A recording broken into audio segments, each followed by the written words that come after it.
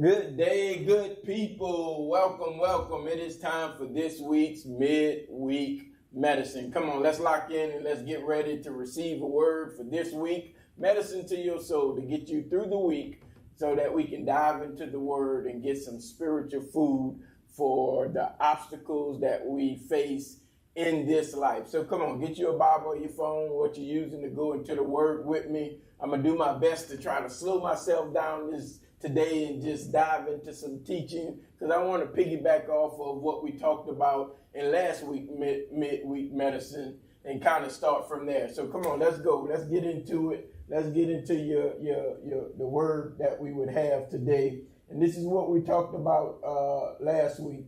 We were dealing with the race that we're running. As we said, if God designed a race for you, then he designed you for the race. Come on, I want you to say it with me. If God designed a race for me, he must have designed me for the race. Now let's look back to our main scripture passages that we've been dealing with in Hebrews, the 12th chapter, verse 1 and 2.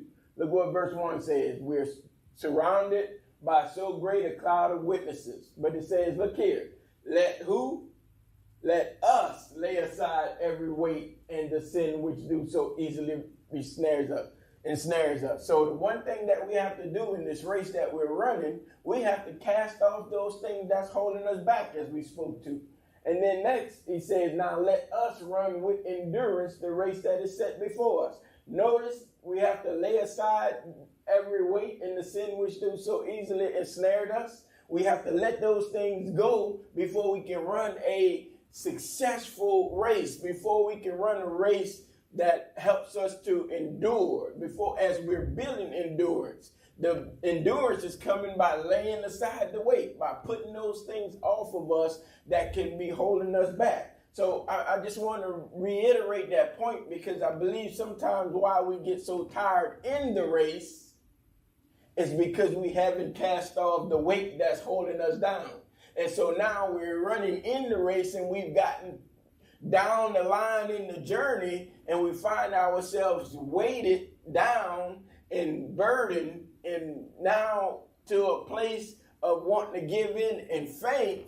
We have to deal with this early on in the race. But look, don't allow yourself to be hindered by, hey, if I didn't cast it off before, now is the time. If you want to gain momentum in the race, if you want to run with patience, with endurance, now is the time to lay aside those things. Go back and search through. Hey, what are some things that I'm holding on to that I need to let go? As we said in the messages up to this, what do I have to drop? Something that you have to drop. And watch this. When you drop it, it shatters, it breaks. So drop those bad habits, drop those patterns that have been hindering you, drop those fears, drop those things that are holding you back so you can run this race with patience. Let us lay aside every weight and the sin that so easily beset, and let us run with endurance the race that is set before us.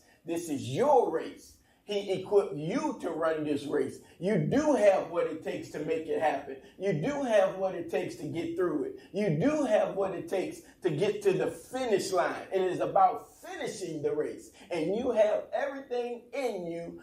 As we said Sunday, greater is he that is in you than he that is in the world. So if you have a Christ in you in the race, then now you have a competitive advantage. You have a grace. You have a gift, you have a strength to help you when it gets overwhelming, when you can't handle the things that are coming at you. He gives you a supernatural strength. He says when that grace rests upon you, then, man, you start counting the joy in the fight. You start saying, glory be to God, because I know he's bringing me through this thing. I know he said that the weapon may be formed, but he also said that that weapon won't prosper against me.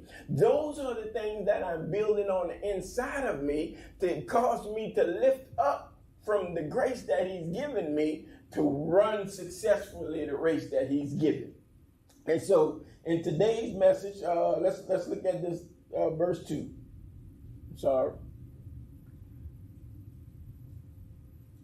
He says, looking unto Jesus, the author and finisher of our faith, who for the joy that was set before him, he's showing us the example. He endured the cross, despising the shame, and is now set down at the right hand of the Father. He got the prize. If you go through this, you're going to have a name that's above every name, but you have to go through the shame, and it has to go through the cross. See, you have to go through the brokenness. You have to go through that period of testing. You have to go through that trial. That is the thing that's building the endurance. That's the setbacks are building the endurance. They're not coming to destroy you. They're coming to build you. They're not coming to bury you. They're coming to plant you so you can grow into the thing that God is calling you, the person that God is calling you to grow into, to endure the race. So I'm trying to grow you up to help you endure this path that you're running to. So let's talk about this. Let's talk about this today. Let's take from that message, that understanding. If God designed you for the race, then if God designed the race for you, he's also designed you for the race. But here's the next point. It's not about running fast. Come on, if we can get this. I just want to hurry up and get to the finish line. I just want to have this before it's time to have this. You know, we all start out life with this blueprint of what we're expecting our end to be. But what happens when God shakes that end and he has a different route for you? He has a different way for you. He has a different thing for you to accomplish. He has a different purpose for you. You may have started out saying, this is my race. But what happens when God shakes that all up and he says, I have a race for you? And watch this. This is a key that you have to understand with a God race and your race. In your race, God will be with you, but he may not be with you as he would be with you in his race. Your will, his will be done. See, God can take care of you in your will, but he can bless your socks off in his will when we do what he has called us to do. So it's not about running fast. Sometimes we have to slow down, especially when we find ourselves in a wilderness period. When we find ourselves in a place unexpectedly, you may have unexpectedly gotten to a place and don't know why you got there. And you may be saying, why me, Lord? Or why has this come upon me? Or why has this sickness happened? Or why has this person betrayed me? Or why has this situation come upon me? Or whatever it is. And we go to questioning and we go to wondering. But it's God. Sometimes he's shifting things. Sometimes he's doing the thing to work it together for your good. So it's not about running fast. It's about running faithful. It's not about running fast. It's about running faithful. Will we be faithful when the going gets tough? Will we be faithful when we feel like we have everything and something comes in your life to cause you to lose everything? When you're healthy as I don't know what, and the next thing you know, you get a report from the doctor saying you have this dis-ease within your body. That is the time to be faithful to God and not begin. See, when you're prepared, you don't question as much, because you know God to be faithful. So in our running, we have to know that I'm on this journey, I'm running this race, and God has prepared me. He designed me for this race, and he said he's going to be with me in the race. So now he's asking me, am I going to be faithful in what he's given me? So the first one that I want to talk about is being faithful to his word. Being faithful to the word. It says in the beginning was the word, and the word was with God, and the word was God. And the word became flesh and dwelt among us. That is the word that we have on the inside of us. The greater is he that is in the world, in us, than he that is in the world. It's the word, Jesus Christ, the word that became flesh and dwelt among us. The word went to the cross. The word rose again by the Spirit. The Spirit, he said, the words that I speak unto you, they are spirit and they are life. The eternal life is wrapped in his word and we are faithful to that, watch. If we're faithful to the word, that is what is going to come out of our mouths, no matter what the circumstances or the situation is. So look at yourself. If it's going good, good things is usually coming out of our mouths. If it's going bad, bad things are usually coming out of our mouths. But we have to switch that up when we're faithful to the word. No matter what my circumstances or situation is, my praise is always to God. My eyes are always fixed onto him. And I'm going to shout a hallelujah to him, even though I'm going through a storm. So the storm doesn't determine my praise. My praise is determined by the one that I'm praising. He has shown himself faithful throughout history. And therefore, I know I'm dealing with this as Job was, but I must still count my God faithful. I'm not going to curse him. I'm not going to speak ill towards him. I know he is a faithful God. So if he got me in this race, he set this race before me, I have to be faithful in the race that he has given me. Come on. That's some good stuff. Look at Matthew, the 4th chapter, verse 4. This is Jesus answering the devil in the wilderness when he was tempted. And Jesus' response to him is, man does not live by bread alone, but by every word. How many words? Every word that proceeded out of the mouth of the Lord do man live, out of the mouth of God. If God says it, then it will come to pass. If he promised it, then we can hang on to that promise, because if we look at his track record, go look at the tape on God. Go look at it through history. Look at when those 3 Hebrew boys that we talked about Sunday, the 4th man in the fire. Go look at their story and see, did God deliver them? Was their God faithful to them? Or ask those the children of Israel when he brought them out of Egypt and into the wilderness. He brought them out by a strong hand. Or go ask Gideon. Go ask David. Go ask Joshua. If you ask all those that are before us, that is why he gives us the passage here. I want to go back to it. That's why he gives us Hebrews 12 and 1. Go back and see those that surrounding us as we're in the race. They're teaching us. The mouths of lions were shut. They were delivered out of the hand. Some of them martyred and having not received the promise at that time, but they died having a good report. A good report is, are you running your race faithful? So what's your report card? What if God came down right now as you were going through school? There were time periods where we had progress reports. You remember those? And your progress report said what you were accomplishing up to that point, how you were doing, so you can either know what to work on or know what to keep doing. And so you had a progress. So through life, God is giving us a progress report. And my question to you is, what does your progress report look like today? If God goes back through and see a time period where you suffer hardship, what does your report look like? What are the things? And look, don't it's not a condemning thing.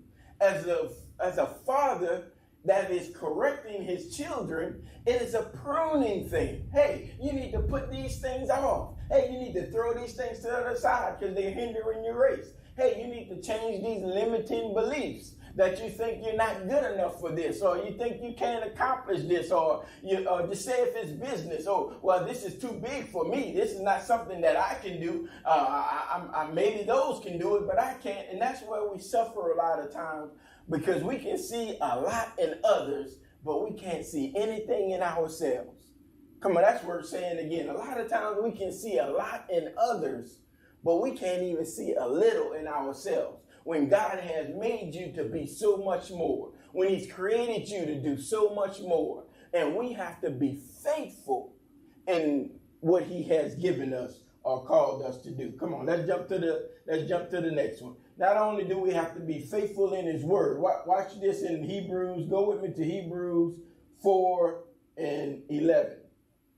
He says, let us labor therefore to enter into the rest. What is the rest that he's telling us to enter into? The rest of allowing his word to work for us instead of us trying to do the work ourselves. So we rest in the word while the word does the work. Jesus even said it. The works that I do is what my Father gave me to do. It's the Father that's doing the works. So Jesus wasn't doing the work. He was doing the obedience to the work so the work can be done. Do you see that? He was obedient to the word. And through his obedience, the word can work through him to accomplish the expected end or the desired result that God was trying to get in the situation. Not his will or his result, the result that God wanted in the situation, and that is rest. And lest any man fall after the same. So how do we not enter into that rest? Unbelief. Verse 12. For the word of God is quick and powerful and sharper than any two-edged sword, piercing even to the dividing asunder of soul and spirit, and of joint and marrow, as a discerner of the thoughts and the intent of the heart. It's the word that's discerning the thoughts. So if our thoughts are limiting, it is limiting God. So watch this. In Ephesians 3 and 20, or 2 and 21 of them. He says, now unto him that is able to do exceedingly abundantly above all that you can ask or think according to the power that is in us. If he's trying to do over what your thoughts and intents are, then when we are out of alignment with him by unbelief, we're hindering the word from doing. So now the word has to come in and cut the areas that are not conducive for growth and for bearing fruit. And when doing so, that's a painful time because sometimes we can't see the things that needs to be pruned. So God will put us in situations for pruning the things that we can't see. So now, see, afterwards you see it, and afterwards you realize, man, this is why God was bringing me through this. This is why this thing happened at this time. This is why I was going through. So don't despise those times of chastening, because it's what God is trying to show you the preparation needed for the place that he's bringing us to. So now let's look at this last one, and I'll end with this. We also have to, in running this race of being faithful, we also have to be faithful stewards. We have to be faithful stewards. Let's go to 1 Corinthians 4 and 2 to look at this first. 1 Corinthians 4 and 2. Moreover, it is required in stewards that a man be found faithful. How are we governing the race? How are we leading the race? How are we leading our lives? How are we working through this? And look, a lot of times, let's look at this verse. I want to show us this. There's a lot of times we want more. God, do more in me. God, do more for me. Bless me with more money. Bless me with more status. Bless me with more position. Bless me so I can be seen. Bless me so I can be out there. But then you got to realize something. What's on the inside? See, you got to fix the inside before you're successful on the outside. You got to work on the inside as well as working on the external successes. So are you being faithful to the work inside to accomplish the things that you're set for on the outside? So look what he says, just in regards to means and money and that purpose. He says, he that is faithful in that which is least is faithful also in much. And he that is unjust in the least will be also unjust in much. So it doesn't, look, the rich ain't getting richer because they're doing this to the poor, and the poor ain't getting poor because the rich is doing this. Look, it says time and chance happen to all of us.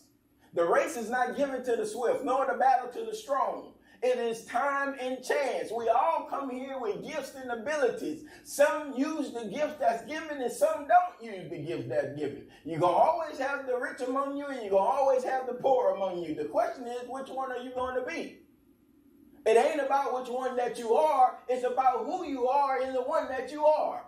Meaning this, if you're rich without God, you're poor. If you're poor without God, you're worse off. If you're rich with God, it's a good place to be because you bring yourself to a lower level. If you poor with God, he'll bring you up to a higher level. So the key in the circumstances in the situation is not it's you. Is what I'm trying to get to. You're going to be faithful whether you have or not. You're still the same person. If you ain't faithful over the little bit that you have now, you won't be faithful over God giving you much. So before we ask God to give me more, how about you do the little thing? Now look, let's just use an example of a house. If you ain't cleaning the small house you have, why would God bless you with a bigger house for more dirt to accumulate? Clean up the small thing first and show God you are faithful over the small thing, and then he's going to bless you with the big thing. Look at verse 11. If therefore you have not been faithful in the unrighteous mammon, not necessarily money, but just the influence of it, the control of it, the sway of it, you won't be faithful in that. Who will commit to your trust the true riches? The last verse, and we're going to stop. And if you have not been faithful in that which is another man's, who shall give you that which is your own? Come on. You talking about having your own business, but you didn't do right by the business by the employee that you were with. We trying to get out of business. Look, it ain't about you not being in business or being in business. You going to a job or not going to a job. You creating something for yourself or not creating something for yourself. It's who you are. See, if you're faithful in somebody else's, that's showing that you're going to be faithful. If you're getting up to go to somebody else's job faithfully, you should be able to get up to go for yourself faithfully. If you're not getting up to go for yourself, there's an issue there that has to be addressed. And lastly, I want to just end by saying this last point here. Why should we be faithful in our race? And I would like to end because God has been faithful to you. Look at Hebrews, the 10th chapter, verse 23. Let us hold fast. Let us stick to our faithfulness in the race. I know it gets hard. I know it gets tough. I know these trials and tribulations that come at us can sometimes wipe us out. That's why you have to surround yourself not only with the cloud of witnesses, but with good people that'll help you get through. So hold fast to your profession. Hold fast to what you declared. Hold fast that greater is he that is in me than he that is in this world. Hold fast to no weapon that forms against me can prosper. Hold fast to I can do all things through Christ who gives me the strength. Hold fast to that profession that I'm the head and not the tail. I'm above only and not beneath. I'm blessed in the city and blessed in the field. Blessed going out, blessed coming in. God is with me and causes me to prosper. I'm like a tree planted by the rivers of water that brings forth fruit in its season. And whatever I do, it prospers. Keep that profession and hold fast to it. Why? Because God, he is faithful, that promise. I hold fast to that profession because God has been faithful in all that he promised to you. Hold on, hold tight, stay faithful in the race, and watch God work it together for your good. Watch he bless you abundantly. Watch he show you the riches of his glory and his mysteries. If we stay faithful, God will show up and show out. Beloved, I wish above all that you prosper, be in health, even as your soul prosper. God bless you.